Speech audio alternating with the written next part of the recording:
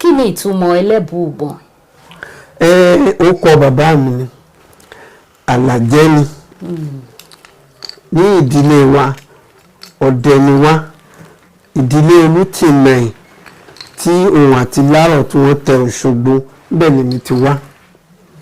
Bàbá mi jẹ́ ọdẹ, ó sì jẹ́ babaláwo, ṣùgbọ́n iṣẹ́ babaláwo kì í ráyè lọ oko ọdẹ bí àwọn yòókù. Wọ́n wá ṣe ìkóbẹ́rẹ́ kan sí di ìbá wọn tó máa ń yè. Àsìkò kan wà tí gbogbo èèyàn máa ń dẹ̀gbẹ́ tí wọ́n bá fẹ́ ṣọdún Ògún, tó bá jẹ́ pé 10 ni wá, tá a bá gbéra ńjọ́ kan á dẹ̀gbẹ́ fún gbogbo ẹran tá a bá pa. Èmi ni mo ní. Ìwọ̀lẹ̀ tó bá tún di ìjọ́ kejì, èmi ó bẹ̀gbẹ́ tèmi gbogbo ẹran tó bá pa báwọn náà ṣe ṣe. Ó wá di ìjọ́un ìbọn tí bàbá mi gbé sí ẹbu, ibi tí a bá kó ìbọn sí tó pọ̀ ló ń pè ní ẹbu.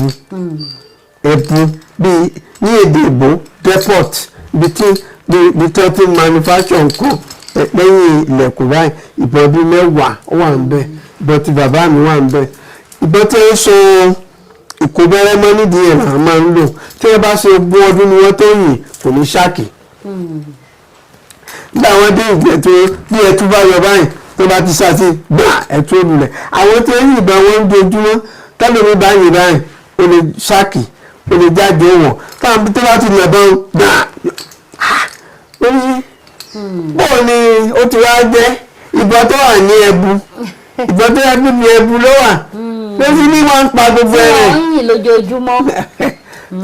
Ẹbu ìbọn òun ni wọ́n ń pè ní Elebuibon.